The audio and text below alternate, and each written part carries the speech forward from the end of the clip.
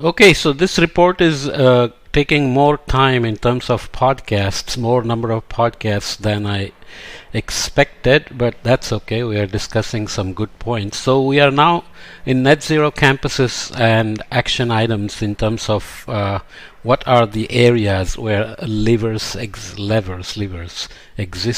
to move us towards net zero. So waste minimization and recycling is always a critical one. I have the pointer up already.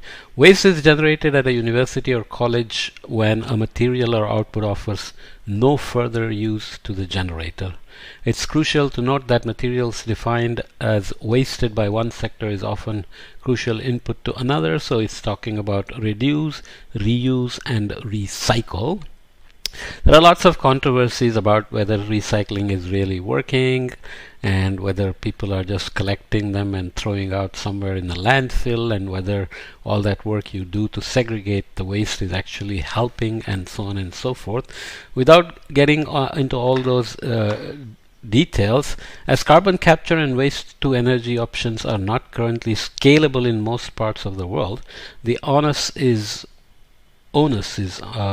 still lying with the waste generators to reduce the amount of waste and materials they produce. So if you didn't have to worry about it, you would produce waste, hopefully not too much or unnecessarily.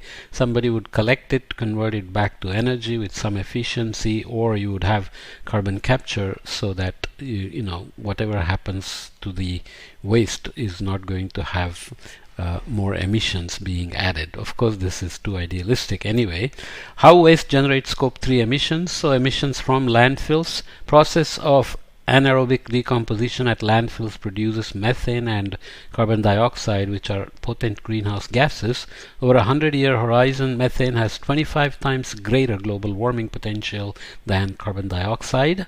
Reducing waste emissions can start with universities and colleges separating organic waste from other materials and diverting this to compost pits. I already mentioned global warming potential before when we mentioned CO2 equivalent, and this is how you do it. You look at the relative warming of a particular greenhouse gas compared to CO2. You scale CO2 as 1, and here it's saying that over 100 years methane has 25 times as much impact in terms of trapping thermal radiation and causing global warming. Emissions from incineration. Legal incinerators as well as legal waste burning generates heat and toxic fumes. Not only are greenhouse gases generated during the process of incineration in many parts of the world, it adds to air pollution and reduces the quality of human life. Oftentimes incineration also produces not only toxic chemicals but particulate matter, fine ash and dust, which can be dangerous, especially black carbon, so it's very bad for health as well. A plan for a circular economy. This is something that has picked up recently. We have gone from sustainable economy, sustainable development to something called circular economy. Essentially what was already implied in Herman Daly's work, but we like new terminologies, and then once somebody coins it, everybody else jumps on it. So now pretty much everybody is talking about circular economy. There's another one called donut economy, and so on and so forth. The circular economy concept advocates a change from the currently linear process from an economy where materials are extracted, used to make products, and eventually discarded as waste. In a circular economy, there is an emphasis on eliminating waste and pollution, circulating products and materials at their highest value, and regenerating nature. Most of the things we do convert natural resources to irreversibly unrecyclable material, and the idea of circular economy is to not do that, which was what Herman Daly had already advised us to do. Benefits again: targets scope 3 emissions, cost savings, resource conservation, building climate change resilience, engaging staff and students, shared learning with the communities, and skill development and creating jobs. And challenges again: difficulty in measuring emissions, building commercially scalable supply chains that support circular economy. So how do you actually take care of end of life regeneration? That's not always easy, or not even up to you. You need a background market and people processes who is going to make money out of that recycling and regeneration.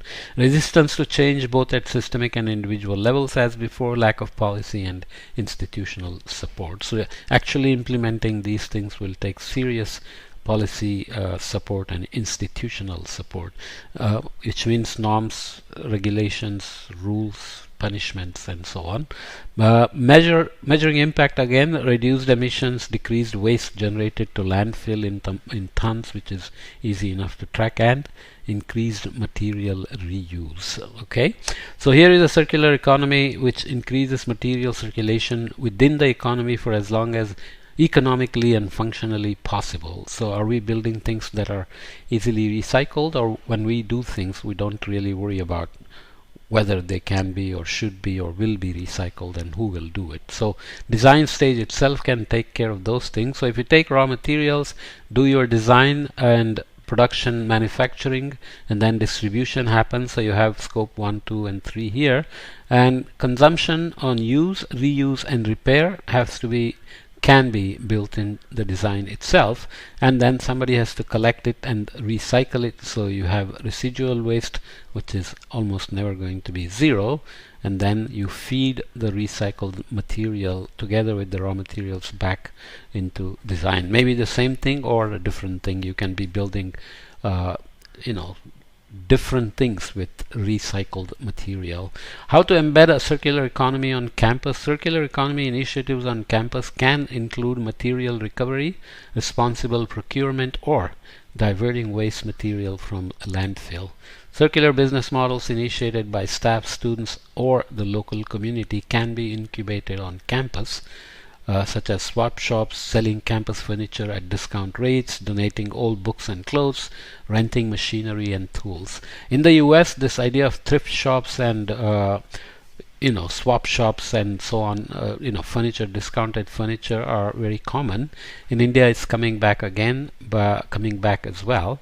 But in India, sometimes there's a cultural barrier against using used clothes, reusing clothes. I gave clothes to my own nephew and he was not comfortable wearing the clothes, which were in great shape, in fact, and better style than anything he wears. But hey, that's the cultural barrier there, right? Universities and colleges can influence wider society through behavior change and by shaping attitudes towards waste and consumption, engaging students through research and educational curriculum to design out waste from campus activities. So designing reduction and recycling of waste can happen from the beginning. How to implement material recovery on campus? So universities and colleges should aim to eliminate waste on campus through reduce, reuse, and recycle initiatives. Material recovery is a key concept of circular economy. So obviously universities will need to understand the recycling opportunities available in their region and champion new and innovative ways to increase reuse and recycled content on campus. Each of these are actually a challenge, but they are also an opportunity for innovation, where incentives can be set up for undergrads and grads to innovate ways to do recovery on campus, reduce waste, and so on and so forth. Recycling is more than putting a plastic bottle or a cardboard box into a different container to be diverted from landfill. Recycling also means finding partnerships or new uses for old products, such as by donating old technology to schools or food to a food bank, so that you have unrecyclable food which can go to a compost pit, and you have food that is good, can easily be served to a food bank, and there is a lot of demand for it even in a rich country like the US. A zero waste movement is also gaining momentum in many regions. This movement stretches beyond good recycling practices to include sustainable procurement of goods and services that avoid the waste in the first instance. So there is the manufacturing side, where design can be developed to ensure reduced waste and ensure recycling. And when you buy, you can also make those choices instead of always focusing on the low cost, because the additional external benefits of buying recyclable, reusable materials can be much higher than simply buying the cheapest product upfront. Okay, key strategies include diverting the majority of waste into multiple waste streams away from landfill, such as reuse markets, commingled waste, supplier take-back of materials, and on-site reuse itself, like using reused furniture. Creating waste management reusing used furniture. Okay, there you go. Okay, creating waste management plans, including for construction and demolition waste, that identify waste diversion streams, goals, and destinations, can also help implement circular economy and material recovery efforts on campus. So you can literally set up verticals which include students, staff, and governance, and rules and financing and everything, to make sure that innovation, research, and implementation keeps going forward to head towards net zero, with timelines, metrics, and evaluations. Benefits: target scope 3 emissions, cost saving, resource conservation, building climate change resilience, engage with staff, students, share learning with communities, skill development, and creating jobs in the community. It happens in an informal sector, so you will see a lot of homeless people going around with a gunny bag collecting plastic bottles and other waste, which they hope to sell and make some money, but that's a very low wage thing. That's not something that that's not something you want to rely on, right? So you want to be more proactive in creating a circular economy where recycling waste is a real livelihood and not just collecting junk. Challenges: difficulty in measuring emissions, resistance to change both at systemic and individual levels, existing infrastructure may not allow all these things, financing for upfront costs has to be planned for, finding providers of alternative end-of-life services like recycling plants is critical. Universities may be able to set up a lot on their own with innovation, but you'll still need engagement with external recycling plants.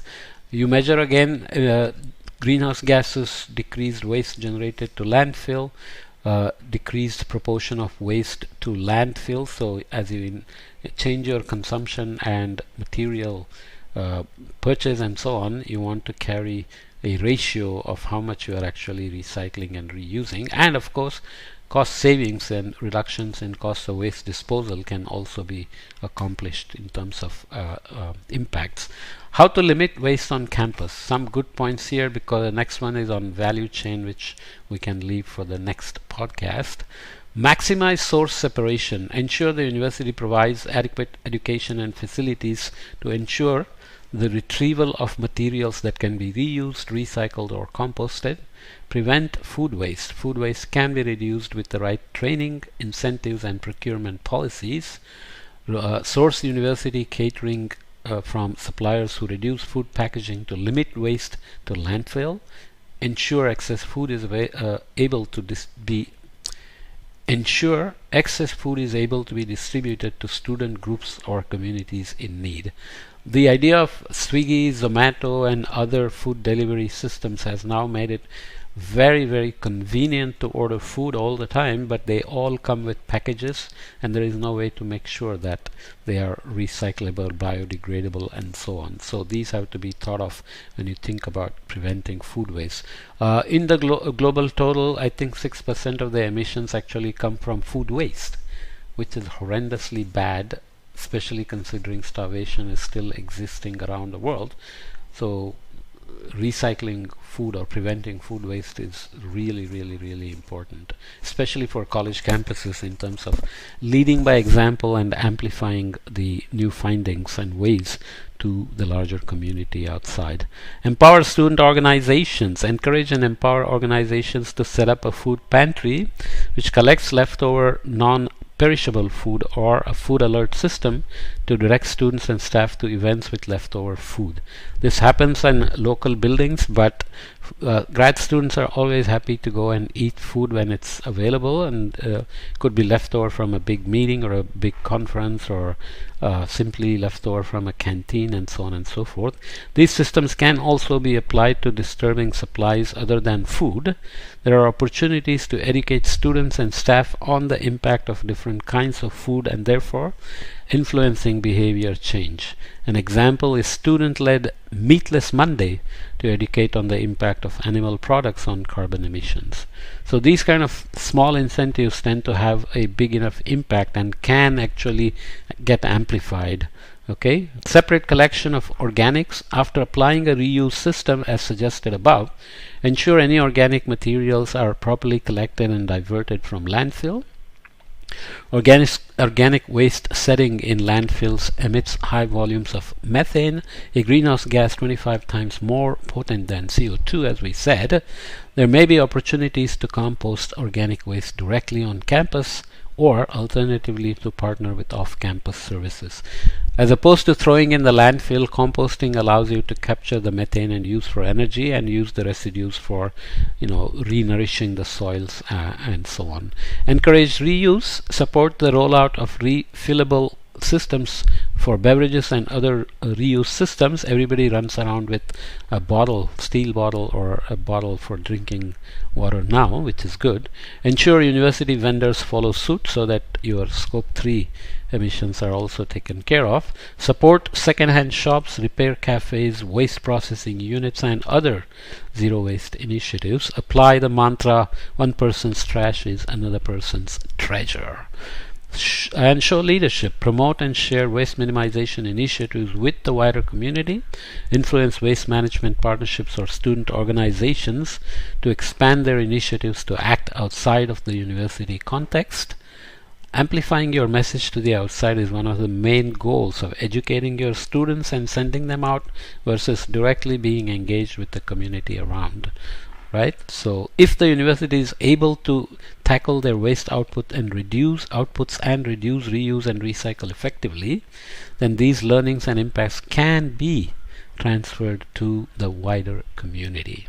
Okay, so value chain, I think I'm getting close, maybe one or two more podcasts, but these are all useful, although they are things we hear all the time and they are written about in blogs and so on. You may have heard of it, but here I'm just trying to put it together as a series of podcasts summarizing a nice report. I find that people keep reporting to me that instead of reading a 200-page document, they find it easier to listen to my summary. So hopefully it has some use and practical applications as well. Okay.